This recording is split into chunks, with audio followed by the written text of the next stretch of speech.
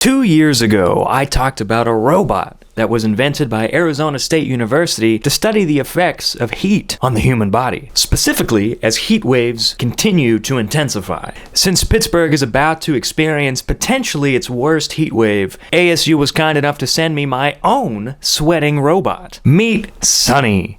Sunny is programmed to display the human reaction to intense heat. But I have taken the scientific liberty to reprogram Sunny so that he can properly reflect the physical conditions of the average Western Pennsylvanian. Chug, chug, chug, chug, smoke, smoke, smoke, smoke. I think he's gonna do just fine.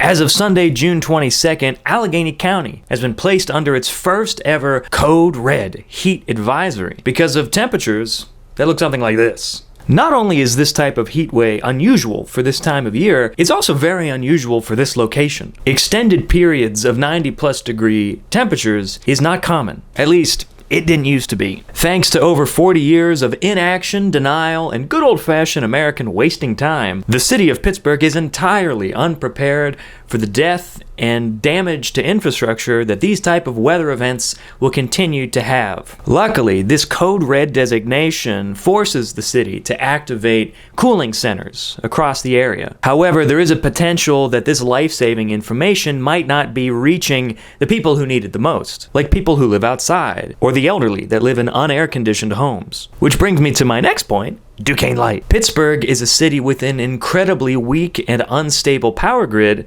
that has been monopolized by Duquesne Light. But the problem is our culture is not ready for this. Our city is operating under this hope that we're living, I guess, in the past. The climate that our city is built for simply doesn't exist anymore. So just as a reminder, this weather is deadly. Not only has the air quality been labeled dangerous for those at high risk or with, lung conditions, the humidity is going to make it harder to sweat and make our hearts actually work harder, which can lead to some intense medical situations. But don't worry, we have leaders. For example, the Democratic candidate for mayor, Corey O'Connor, had this to say about the potentially life-threatening heat wave.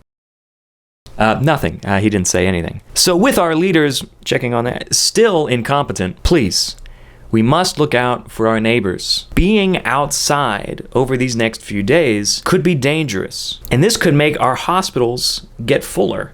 Our power could go out. So be kind, share any extra water that you have with people outside, stay indoors as best you can, and if or when the power goes out, sit in that heat and hopefully that feeling of what the rest of our lives will feel like will lead to some action.